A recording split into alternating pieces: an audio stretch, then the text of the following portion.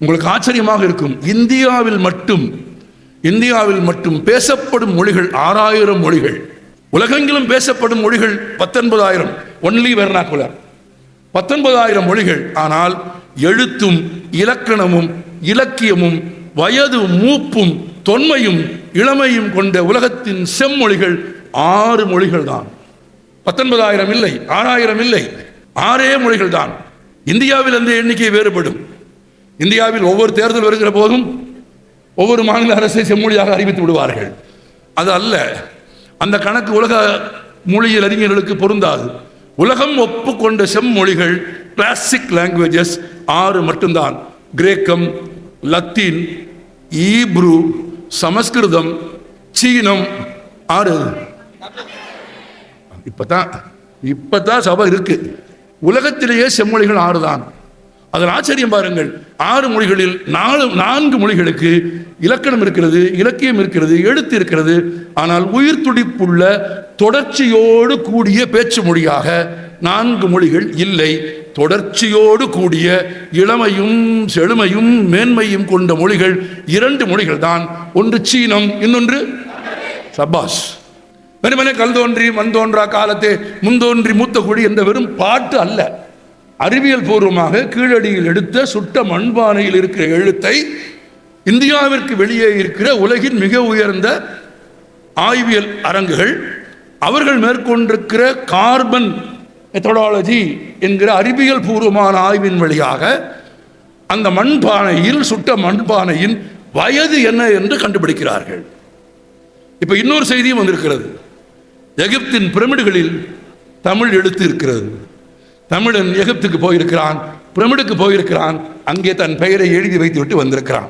காட்டுக்கு போனால், வீட்டுக்கு போனால், வெளியிடங்களுக்கு போனால் காதலியின் பெயரை செடிகளில், சப்பாத்தி மரங்களில், பால்வடியும் சப்பாத்தி மரங்களில் காதலியின் பெயரை எழுதுகிற காதலன் மாதிரி ஒரு தமிழன் எகிப்திலே போய் பிரமிடில் நம் மொழியை எழுதிவிட்டு வந்திருக்கிறான்.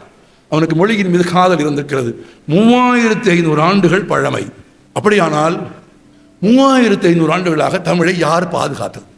எப்படி பாதுகாத்தார்கள்? எப்படி கைமாற்றி கொடுத்தார்கள்? இன்றைக்கு இந்த இடத்திற்கு தமிழ் வந்திருக்கிறது என்றால், இந்த மொழி வந்திருக்கிறது என்றால், இது 3500 ஆண்டுகளாக நம் முன்னோர்கள் எப்படி பாதுகாத்தார்கள்? அது ஒரு நீண்ட அழகிய வரலாறு, சுருக்கமான வரலாறு. முதலில் தமிழர்கள் தாங்கள் விரும்பிய தங்கள் மொழியின் எழுத்துக்களை ஈர மண்ணில் எழுதியிருக்கிறார்கள். ஈர மண்ணில் எழுதியது நிலைக்காது, மழை பெய்தால் கலைந்துவிடும். ஈர மண்ணில் எழுதிய எழுத்தை பிறகு சுட்ட மண்பானையில் எழுதியிருக்கிறார்கள். இப்ப மொழியை பாதுகாக்க தொடங்கிவிட்டான். சுட்ட பானையில் எழுதிய எழுத்து ஒருபோதும் அழியாது. இன்றைக்கும் அது 3500 என்று நிரூபித்திருக்கிறது.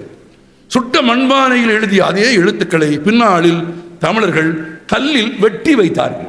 கல்லில் வெட்டி வைத்ததாலே தான் அதற்கு பெயர் கல்வெட்டு. மொழியை வெட்டி வைத்தார்கள். எங்க? கல்லில் வெட்டி வைத்ததால் அது கல்வெட்டு.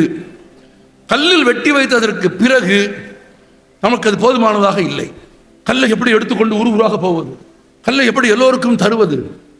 உனக்கு எழுத வேண்டிய கடிதத்தை அவனுக்கு எழுத வேண்டிய கடிதத்தை அவனுக்கு சொல்ல வேண்டிய செய்தியை கல்லில் எழுதினால் எப்படி சுமந்து போவது? அப்ப எளிதாக மொழியை இன்னொருவருக்கு சொல்வதற்கான ஒரு கருவியை கண்டுபிடிக்க வேண்டும் என்று ஆசைப்பட்டு விரும்பிய நம் முன்னோர்கள் அதை தாங்கள் பயன்படுத்திய துணியில் எழுதியிருக்கிறார்கள். பிறகு என்ன செய்திருக்கிறார்கள்? விலங்குகளை கொன்றதற்கு பிறகு கிடைக்கும் தோலில் எழுதியிருக்கிறார்கள். விலங்கின் தோலிலும், நன்றாக நினைவில் வைத்துக் கொள்ளுங்கள், விலங்கின் தோலிலும் துணியிலும் எழுதியது பல ஆண்டுகள் உயிரோடு இருக்காது. எனவே எழுதிய செய்தி உயிரோடு இருக்க வேண்டும், நீண்ட நாட்களுக்கு இருக்க வேண்டும் என்பதற்காக உலோக தகடுகளில் எழுதியிருக்கிறார்கள். இரும்பு தகடுகளில், தாமிர தகடுகளில், செப்பில் செய்த ஏடுகளில் செதுக்கி இருக்கிறார்கள். செப்பில் செய்த ஏடு என்பதால் அது செப்பேடு. கல்லில் வெட்டியது கல்வெட்டு, செப்பில் எழுதியது செப்பேடு.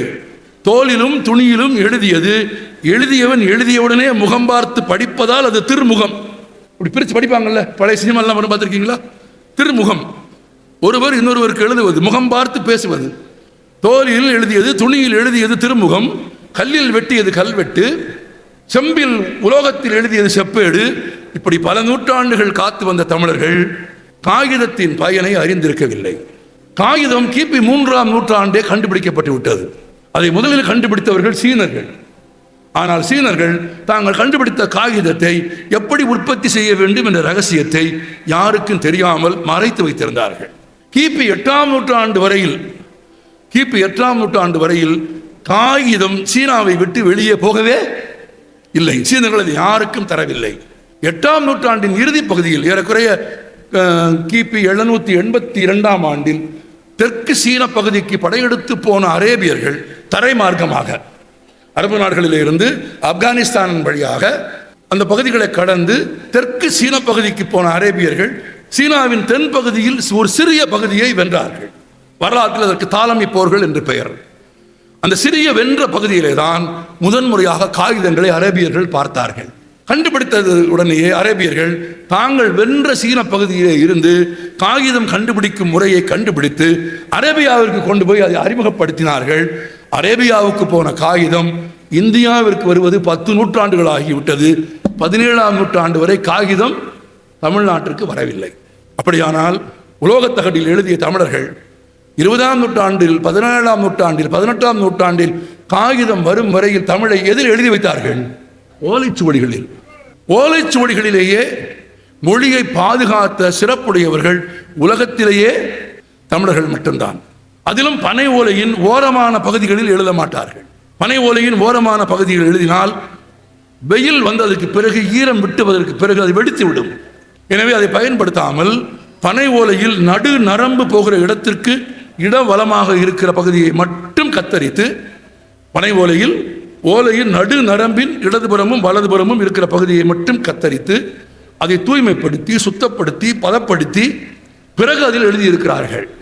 ஒரு மதுரையில் இருந்து சென்றாயன் என்ற ஒரு கவிஞன் எழுதினான், தமிழுக்கு ஓலை சென்றதால் தான் பனை நிமிர்ந்து நிற்கிறது என்று எழுதினான்.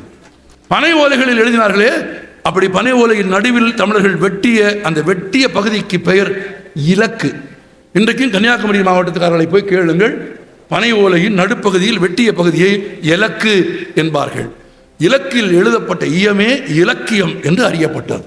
17ஆம் நூற்றாண்டு வரையில் நம் முன்னோர்கள், நான் திரும்ப வரிசைப்படுத்தி சொல்கிறேன், ஈர மண்ணில் எழுதி, சுட்ட மண்ணில் எழுதி, விலங்கின் தோலில் எழுதி, துணியில் எழுதி, கல்லில் வெட்டி, உலோகங்களில் வெட்டி சமைத்து, ஓடுகளில் பாதுகாத்து, பனை ஓலைகளில் எழுதி 18ஆம் நூற்றாண்டு வரையில் 3500 ஆண்டு கால பழமையான இந்த மொழியில் ஏற்குறைய 3300 ஆண்டுகள் நம் முன்னோர்கள் பாதுகாத்து நமக்கு கொண்டு வந்து கொடுத்த மொழி இந்த மொழி. இந்த மொழியை நாம் கொண்டாட வேண்டுமா கூடாதா? ஆம். இவ்வளவு பழமை யாருக்கு இருக்கிறது? பழமை மட்டும் இல்லை, 2000 ஆண்டுகளுக்கு முன்பு யாதும் ஊரே யாவரும் கேளீர் என்று சொன்னது யார்? நம்மை தவிர. ஐக்கிய நாடுகள் சபை எழுதி போட்டிருக்கிறது என்றால் ஐக்கிய நாடுகள் சபை 1945ஆம் ஆண்டு பிறந்தது. ஆனால் 2ஆம் நூற்றாண்டில் ஒரு தமிழன் பாடிவிட்டான், யாதும் ஊரே யாவரும் கேளீர். எல்லோரையும் சமத்துவமாக நடத்த வேண்டும் என்று ஐக்கிய நாடுகள் சபை ஒரு தேதியே வைக்கிறது, டே ஃபார் ஈக்குவாலிட்டி. ஆனால் 2000 ஆண்டுகளுக்கு முன்பு ஆசான் வள்ளுவர் எழுதிவிட்டு போய்விட்டான், பிறப்புக்கும் எல்லா உயிர்க்கும். இந்த தமிழ் 3500 ஆண்டுகள் பழமையுடைய மொழி மட்டுமல்ல, மேன்மையுடைய மொழி, எல்லோரையும் சமமாக நடத்திய மொழி, நீங்கள் கொண்டாட வேண்டிய மொழி. இந்த 2000 ஆண்டு கால வரலாறும் எழுதப்பட்ட வரலாறும் இலக்கணமும் இலக்கியமும் நமக்கு எப்படி கிடைத்தது? புத்தகங்களால் தான் கிடைத்தது. ஒரு பாரி முல்லைக்கு என்ன கொடுத்தான்? தேர் கொடுத்தான். சாதாரணமாக கேலி செய்வார்கள், ஒரு செடிக்கு எதற்கு தேர் என்று. ஆனால் அது அல்ல, இயற்கையின் நுட்பத்தை உணர்ந்தவர்கள் தமிழர்கள். தான் கொண்டு வந்த தேரை நிறுத்திவிட்டு தன் படையாட்களோடு, தன் நண்பர்களோடு, தன் சகாக்களோடு காட்டுக்கு வேட்டையாட போய்விடுகிறான் பாரி. சில வாரங்கள் கழித்து திரும்ப வருகிறான். யாரும் பயன்படுத்தாமல் அசையாமல் நின்ற தேரை இதை யாரும் பயன்படுத்த மாட்டார்கள் என்று நம்பி ஒரு கொடி அதில் படர்ந்திருக்கிறது. அவன் விரும்பி இருந்தால் அதை எடுத்து தரையில் போட்டிருக்கலாம், அவன் விரும்பி இருந்தால் அதை வெட்டி இருக்கலாம், அவன் விரும்பி இருந்தால் அவன் தோட்டக்கலையில் இருந்து ஆட்களை கூட்டிட்டு வந்து தேருக்கு பதிலாக ஒரு கம்பை நட்டு அது படர்வதற்கு வழி செய்திருக்கலாம். ஆனால் தானாக பற்றி படர்ந்த ஒரு செடியை இன்னொரு கொம்பில் நீங்கள் போய் இணைத்தால் பற்றி கொள்ளாது. எனவே தான் பற்றி படர்ந்த அந்த இடத்திலிருந்து அதை பிரிக்கக்கூடாது என்பதற்காக அந்த சிறு உயிருக்கும் உள்ள உணர்ச்சியை மதித்து தன் தேரை விட்டு போயிருக்கிறான் தமிழன் என்பதுதான் நமது பண்பாடு. அவ்வளவு செய்திகள் நிரம்பிய ஒரு மொழி இந்த மொழி. நீங்கள் உலகத்தில் யாருக்கு வேண்டுமானாலும் போய் சொல்லுங்கள். நீங்கள் நாளைக்கு வேற ஒரு நாட்டிற்கு போகலாம், அந்த நாட்டின் குடிமகனாகி விடலாம். ஆனால் உங்கள் கடவுள் சீட்டில் உங்கள் தாயின் பெயரை மாற்ற முடியுமா? உங்கள் தகப்பனின் பெயரை மாற்ற முடியுமா? எப்படி உங்கள் தாயின் பெயரையும் தகப்பனின் பெயரையும் மாற்ற முடியாதோ அப்படியே உங்கள் தாய்மொழியின் பெயரையும் நீங்கள் மாற்றவே முடியாது. எனது தாய்ப்பாலுக்கு ஒப்பானது. அது 2000 ஆண்டு காலம் இல்லை, 3500 ஆண்டு கால பழமை உடையது. உலகின் மாபெரும் அறிஞர்கள் கொண்டாடிய மொழி. ஒரு சின்ன தேவாலயத்திற்கு வந்து 20 ஆண்டுகள் வாழ்ந்து ஒரு ஜோசப் கான்சைன் பெஸ்கி என்கிற ஒரு இத்தாலியர் தமிழ் படித்து இங்கு வந்து தமிழ் படித்து தன் பெயரையே வீரமா முனிவர் என்று மாற்றிக்கொண்டு கம்பராமாயணத்துக்கு இணையான ஒரு காப்பியத்தை தேம்பாவணியை தமிழில் எழுதி கொடுத்து போய்விட்டார் என்றால் அவர் கொண்டாடாமல் பிறந்த மொழியாது இல்லை. அந்நியர்கள் கொண்டாடி இருக்கிறார்கள். ஒரு கால்டுவெல் இந்த மொழியை கொண்டாடி இருக்கிறார். ஜியு போப் தமிழ் தாத்தா ஊவே சாமிநாதையருக்கு திருவாசகத்தை பற்றி ஒரு கடிதம் எழுதுகிறார். எவ்வளவு உயிர்ப்போடும் உணர்வு பூர்வமாகவும் மொழியை நேசித்திருக்கிறார்கள் பாருங்கள். ஜியு போப் திருவாசகம் பற்றி ஒரு கடிதம் எழுதுகிறார். அந்த கடிதம் சாமிநாதையருக்கு வருகிறது. மை தொட்டு எழுதுகிற பழக்கம் தான் அந்த காலத்து பழக்கம். மை தொட்டு எழுதுகிற அந்த கடிதத்தில் ஒரு இடத்தில் தண்ணீர் விழுந்திருக்கிறது, எழுத்து சிதைந்திருக்கிறது. சாமிநாதையர் கேட்கிறார், ஒரு இடத்தில் தண்ணீர் ஒரு சொட்டு விழுந்திருக்கிறதே, அது எப்படி நிகழ்ந்தது என்று போப்பிடத்தில் கேட்கிறார். போப் சொல்கிறார், அந்த இடம் நான் திருவாசகத்தை பற்றி எழுதினேன்.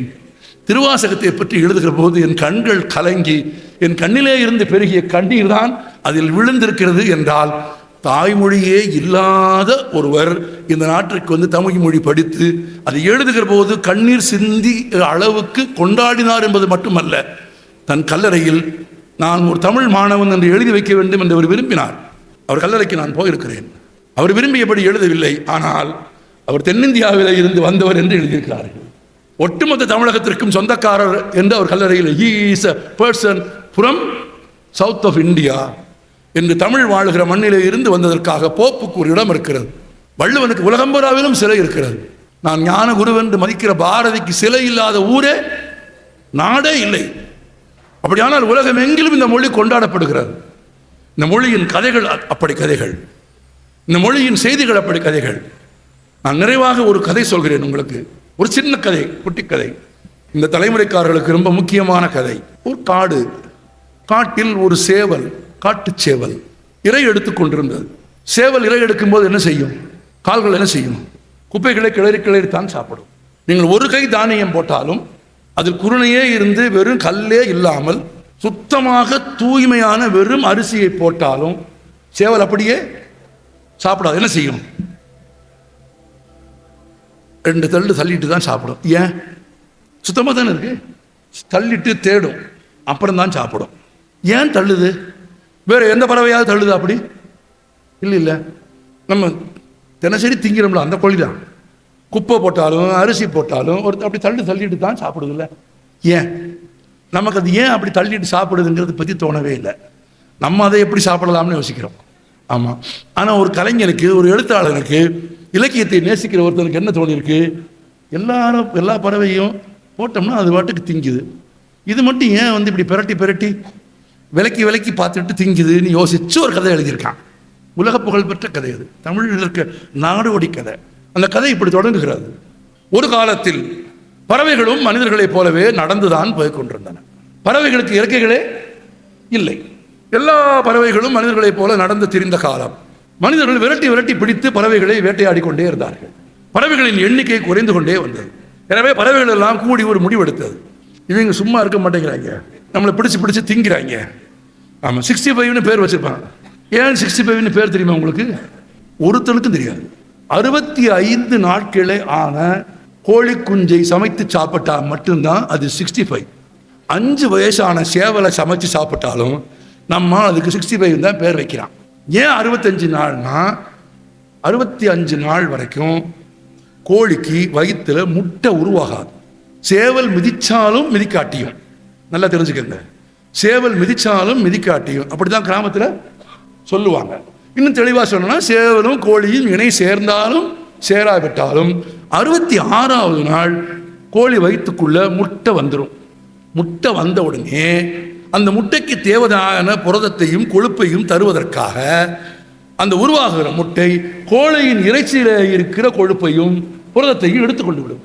எனவே 65 நாட்களுக்கு பிறகு இறைச்சியின் சுவை மாறிவிடும். 65 நாளுக்கு முன்னால் அடிச்சா அந்த ருசி வேற, 65க்கு பிறகு சாப்பிட்டா அந்த ருசி வேற. ஆனா நம்ம சாப்பிட்ற 65க்கும் கோழியின் வயசுக்கும் எந்த சம்பந்தமும் கிடையாது. அது 8 வயசு சேவலைத்தான் அடிச்சு போட்டாலும் நம்ம 65 சாப்பிட்டுருவோம். ஆமா, இப்படி 65 சாப்பிட்றது மாதிரி நம்மளை வேட்டையாடி சாப்பிட்றாங்க. இவங்களிருந்து நம்ம தப்பிச்சுக்கணும். எப்படி காப்பாத்திக்கிறதுன்னு தெரியல. இன்னும் பறவைகள்லாம் சேர்ந்து ஒரு மாநாடு போட்டு இந்த மாதிரி கூட்டமா விவாதிச்சு ஒரு முடிவெடுத்தாங்க. இருக்காரோ இல்லையோ இருக்காரோ கடவுள்னு ஒரு ஆள் இருக்காருன்னு எல்லாம் சொல்றாங்க, நம்புறாங்க. நம்ம கூட்டமாக கடவுளை நோக்கி தவம் செஞ்சு இவங்க கிட்ட இருந்து காப்பாத்திக்கிறதுக்கு என்ன வழின்னு முயற்சி பண்ணுவோம் அப்படின்னு எல்லா பறவைகளும் கூட்டாக சேர்ந்து தவம் செய்ய ஆரம்பித்தார். 1 நாள் ஆச்சு, 2 நாள் ஆச்சு, 3 நாள் ஆச்சு. அவரு யாரு வருவாரா? ஈஸியா வரமாட்டாரு. ஆமா, வரல. 3 நாள் ஆனோடனே சிட்டுக்குருவிக்கு பசி வந்துருச்சு. சிட்டுக்குருவி சொல்லுச்சு, வருவாருன்றீங்க? வருவார், நேசமாவா? சரி, வந்தாருன்னா நீங்க பேசி வைங்க, ரொம்ப பசிக்குது, நான் மட்டும் போய் சாப்பிட்டு வந்துடுன்னு சிட்டுக்குருவி கிளம்பிடுச்சு. சிட்டுக்குருவி போகிறத காக்கா பார்த்துட்டே இருந்துச்சு. காக்கா எப்போவுமே நல்லா கவனிக்கும், நேராக தான் பார்க்காதே தவிர ஆனால் கரெக்டாக பார்க்கும். நீங்கள் கையில் ஒரு கல்லை எடுத்துட்டீங்கன்னா, கம்பை எடுத்துட்டீங்கன்னா, நீங்கள் எடுக்கிறீங்கிறத காக்கா கரெக்டாக கண்டுபிடிச்சிடும். காக்கை நோக்கரியும்னு பழமொழி இருக்குது. காக்கா பார்த்துச்சு. காக்கா சொல்லுச்சு, நீங்கள்லாம் நவம் இருக்கிற போது வராத கடவுள் நான் ஒரு ஆள் இல்லைன்னா வராமல் போயிடக்கூடாதா? ஏதோ நீங்கள் பார்த்து பொறுப்பெடுத்து செய்யுங்க, நான் போயிட்டு வரேன்னு காக்கா அப்படி ஒவ்வொருத்தராக கிளம்புறாங்க. பசி பொறுக்க முடியல, கடவுள் வரலை. அவர் அப்படி ஈஸியாக லேஸ்லாம் வரமாட்டார், உங்களுக்கு தெரியும். ஆமாம், கையில் காசு இல்லாமல் நீங்கள் அவரை கும்பிட போனீங்கன்னு வச்சுக்கோங்க, 9 மணி நேரம் ஆகும். தர்ம தரிசனம்னு அதுக்கு பேர். நம்ம வயதான தாயோடையும் நிறைமாத கர்ப்பிணியோடையும் கோவிலுக்கு போய் 9 மணி நேரம் நின்று விட்டு உண்டியலில் போடுவதற்கு வேறு எதுவும் இல்லாமல் அவர் மீது இருந்த நம்பிக்கையை போட்டு விட்டு வந்தவன் நான். எல்லா பறவைகளும் வெயிட் பண்ணி பார்த்தாச்சு, ஒன்றும் நடக்கலை, கடவுளை வந்த மாதிரியும் தெரியல. அவர் அப்படி எளியில் காட்சி தர்ற ஆளும் கிடையாது. ஆமாம், எல்லாம் போயிட்டாங்க. கழுகுகள் மட்டும் தவம் இருந்தது. ஏன்னா அந்த பறவை குழுவிலேயே கொஞ்சம் வயசுல மூத்தது. கடும் தவம் இருந்துச்சு. 10 நாள் ஆச்சு, 15 நாள் ஆச்சு, 1 மாதம் ஆயிடுச்சு. கழுகுக்கு பழக்கம் என்ன பழக்கம்னா, 12 வயது ஆனதுக்கு பிறகு ஒரு கழுகு மலை உச்சியில் போய் தன் அலகை உடைத்து, தன் கால் நகங்களையும் உடைத்து, தன் உடம்பில் இருக்கும் ரோமம் எல்லாவற்றையும் பீத்தி எறிந்து திரும்ப 21 நாட்களில் மீண்டும் நகமும் அலகும் முளைக்கிற வரையில் காத்திருந்து மீண்டும் 12 ஆண்டுகள் வேட்டையாடும் வலிமையோடு திரும்பி வரும் ஒரு பறவை கழுகு. இது விஞ்ஞானம் சொல்லுது, புஸ்தகம் சொல்லுது. இதெல்லாம் ஏற்கனவே 12 ஆண்டுகள் கழித்து எல்லாவற்றையும் உதிர்த்து விட்டு பல நாட்கள் 21 நாட்கள் தவம் இருந்த பழக்கம் காரணமாக கழுகு கடுமையாக தவம் இருந்தது. ஒரு கட்டத்துக்கு பிறகு எல்லா கதைகளிலும் என்ன வரும்? கடவுள் வந்துடுவார். இந்த கதையிலையும் கடவுள் வந்துட்டார். கடவுள் வந்தார், என்ன வேண்டும் என்று கேட்டார். அப்படி கேட்கவே கூடாது. ஒரு பையன் எழுதினான், கடவுள் வந்தார், என்ன வேண்டும் என்று கேட்டார். அவனுக்கு சந்தேகம் வந்துடுச்சு. எல்லாம் தெரிந்த கடவுளுக்கு நாம என்ன கேட்க போறோம்னு தெரியலன்னா இந்த ஆள் உண்மையில கடவுளா டூப்ளிகேட்டான்னு சந்தேகம் வந்துருச்சு. அவன் ஒரே வரி எழுதினான், என்ன வரம் வேண்டும் என்று கேட்டார் கடவுள், அது தெரியாத நீர் என்ன கடவுள்னு எழுதினான். அதே மாதிரி கடவுள் வந்தார், கழுகை பார்த்து என்ன வேண்டும் என்று கேட்டார். கழுகு சொன்னது, இந்த மனிதர்களின் தொல்லை பொறுக்கவில்லை. அப்படி நடந்து போகும்போதே பிடிச்சு திங்கிறான். இவரிடமிருந்து எங்களை காப்பாற்றிக் கொள்ள வேண்டும், பறவைகள் முழுவதையும் காப்பாற்ற வேண்டும், ஏதாவது ஒரு வழி சொல்லுங்கள் என்று சொன்னார். கழுகின் கோரிக்கையை ஏற்று அதன் தவத்தை மெச்சி கடவுள் ஒரு தங்க ஊசியை கொடுத்தார். கொடுத்து கடவுள் சொன்னார், இந்த ஊசியை பயன்படுத்தி உங்கள் உடம்பில் இருக்கும் ரோமத்தை எடுத்து நீங்களே உங்களுக்கு விரும்பும் அளவிற்கு தேவையான இறகுகளை உருவாக்கி கொள்ளுங்கள். மனிதர்கள் பிடிக்க வந்தால் அவர்கள் பிடிக்க முடியாத உயரத்திற்கு நீங்கள் பறந்து போய்விடுங்கள். அதற்கு பிறகு உங்களை பிடிப்பதற்கு மனிதர்கள் வலை விரிப்பார்கள். அதில் மாட்டுவதும் தப்புவதும் உங்கள் விருப்பம். இப்போதைக்கு நீங்கள் மனிதர்களிடமிருந்து தப்பிப்பதற்கு நான் ஒரு தங்க ஊசி கொடுக்கிறேன். இந்த தங்க ஊசியை வைத்துக்கொண்டு உங்கள் உடம்பில் இருக்கும் ரோமத்தை எடுத்து நீங்களே உங்களுக்கு தேவையான விருப்பமான அளவுக்கு ஒரு இறகை தயாரித்துக் கொள்ளுங்கள், சிறகை உருவாக்கி கொள்ளுங்கள் என்று சொல்லிவிட்டு கடவுள் தங்க ஊசி தந்தார். முதல் வேலையாக கழுகு ஊசியை பயன்படுத்தி மிகச்சிறந்த ஒரு பரந்த ஒரு விரிந்த இறகை தயாரித்து தனக்கு உருவாக்கி கொண்டது. பிறகு கடவுளிடம் கழுகு கேட்டது, தொடக்கத்தில் எல்லோரும் இருந்தார்கள், பசிக்கிறது என்று எல்லோரும் போய்விட்டார்கள், அவர்களுக்கு நான் இதை உதவலாமா என்று கேட்டபோது கடவுள் சொன்னார், எல்லோருக்கும் கொடு, ஆனால் ஒரு நிபந்தனை, தங்க ஊசியை திரும்ப கொடுத்து விட வேண்டும். கடவுள் சொல்லிட்டார். ஏன்னா அவருக்கு வாங்கித்தான் பழக்கம், அதுவும் கொடுத்ததை கட்டாயமாக வாங்கிடுவார். நீ கொடுத்திருந்தார். கழுகு சொன்னது கொடுக்கிறேன்.